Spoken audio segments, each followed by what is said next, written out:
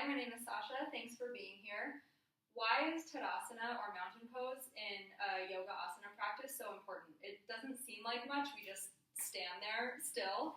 And it actually is a really important pose to know for several reasons. It can enhance our mood, first of all. If you think about like standing tall or power poses or the way you present yourself, it can really give you a sense of stability, like groundedness and space and power, freedom.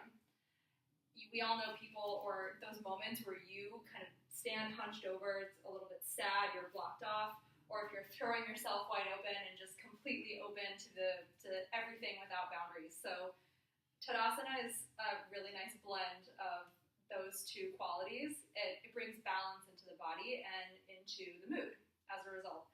It's also important for the yoga practice because there's so many components physically of the posture that will inform and enhance other poses in your practice. Lastly, for longevity, basically for those two reasons, because movement and posture and strength and mobility are all important components of longevity or the way in which we age.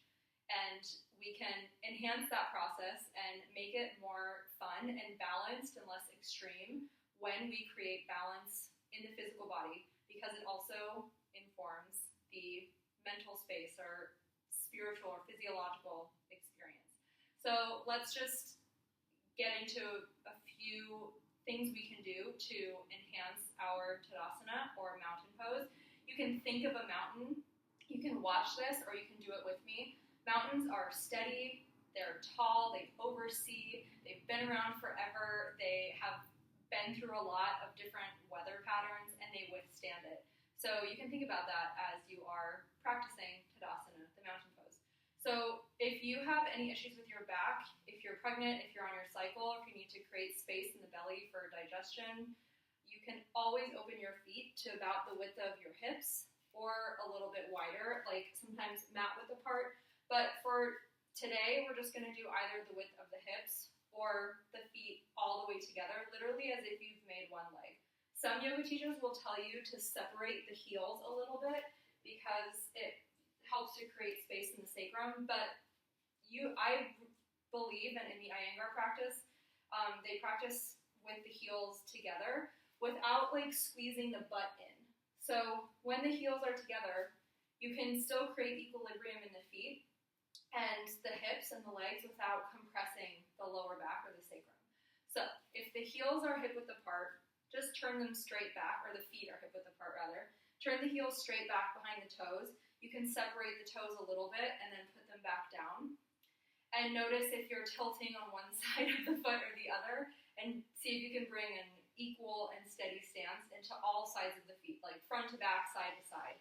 So you're not just leaning into one side. And that goes for if the feet are together as well. So again, you're not rolling on the outside or the inside, you're just steady. And then you can bend the knees a little bit, and when the feet feel equal, start to straighten the legs. And when you straighten the legs, you're not squeezing the butt muscles together, you're firming the muscles around the thighs. So it creates length and strength and stability at the same time. My teacher says grip the knees. So you can grip or reinforce the muscles around the knees, and that engages the muscles around the thighs as well. So it's like you're bringing the legs into each other from the outside in, and the inner thighs are kind of rolling slightly back.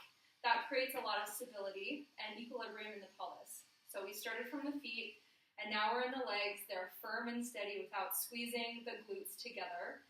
And now when you stand in Tadasana, you can sometimes shift a little bit back in the heels or in the front. So you can do that a couple times and just find out what's easier when the feet are apart.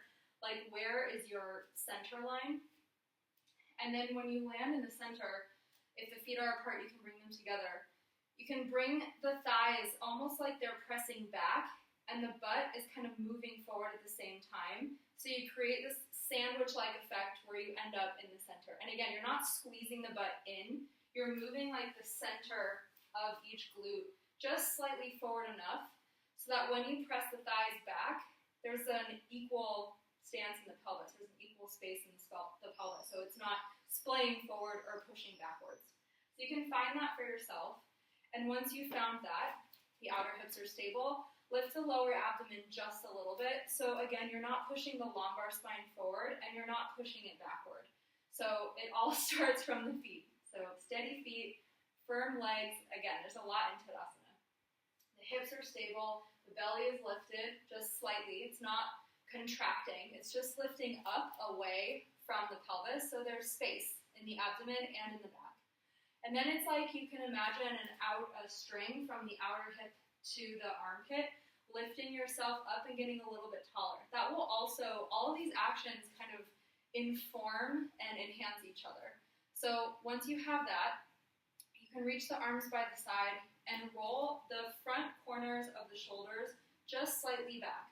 And it's kind of the same with the glutes. You're not squeezing the shoulder blades together, but you're not letting them separate completely. It's like the shoulder blade just kind of places itself on the upper back. And when you see me doing that, you can see that the front corner of the shoulder is rolling back. And the shoulder blade is kind of pressing itself forward and into the chest. When that happens, the collarbones widen. And as that happens, you have to keep lifting the back up. I'm giving you a thumbs up, but I'm indicating that the back is still lifting up. So again, you're not pushing forward from the lower back. So the arms roll back, and it's the whole arm. This is where people kind of get lost, and there's like some robot or Barbie arms involved. As the arms reach down, you don't have to stiffen your fingers, but they are reaching down, and they're just slightly together. The whole arm rolls back. So it's the shoulder, it's the elbow, the wrist, and the finger, and not just the shoulders to bend the arm. So again, you're creating stability and space. And then as the fingers reach down, the shoulders are rolling back, the back is lifting up, the back of the neck just remains long, and you're not tossing your neck forward or throwing it backwards. It's just equal on both sides so that you can see the horizon equally. Finally, as you're here, as the fingers kind of reach down, you can see it's almost like I'm doing a little back bend, but as I press the heels down and reach the fingers down, I lift the back up at the same time and just look forward. Oh yeah. And now I feel super steady in the legs and the feet. I feel spacious in the back and the chest. And I can breathe, and here I am as the mountain. And again, it elevates the mood. You're standing tall, you're steady, you're spacious. You're confident. It informs other yoga poses, so you're going to use all of these components in other poses. You can let loose if you're standing or experiment with this more. For example, how to firm and extend the legs, how to integrate that movement of the heel going down and the back lifting up, how to bring this movement a little bit forward of the pelvis and back with the thighs in actions like back bending, how to lift the spine and lift the abdomen a little bit and keep length in the side of the ribs. That goes for pretty much every type of posture, twisting, back bending, forward bending, and the same with the integration of the shoulder blade on the upper back and the equal even neck. And there's going to be different variations of poses that you're going to practice, but if you're in a class and you find yourself checking out during Tadasana or any pose for that matter, you can bring your attention back and apply what you've learned here, whether you're in Tadasana or another pose, remembering how did your feet feel when they were equal, how did your pelvis feel, what were the actions of the legs, are you tossing your spine forward or back or leaning side to side.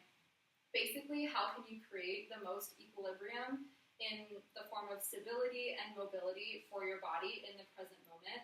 And that will, again, inform your physiological and your mental headspace so that as you move forward, you can apply this to your life in general, whether you're in a yoga pose or you're in a fitness class or you're walking or you're standing or talking to people and you find yourself slouching. In every season, we can either get really loose in the summer and kind of lose stability or really tight in the winter and lose mobility.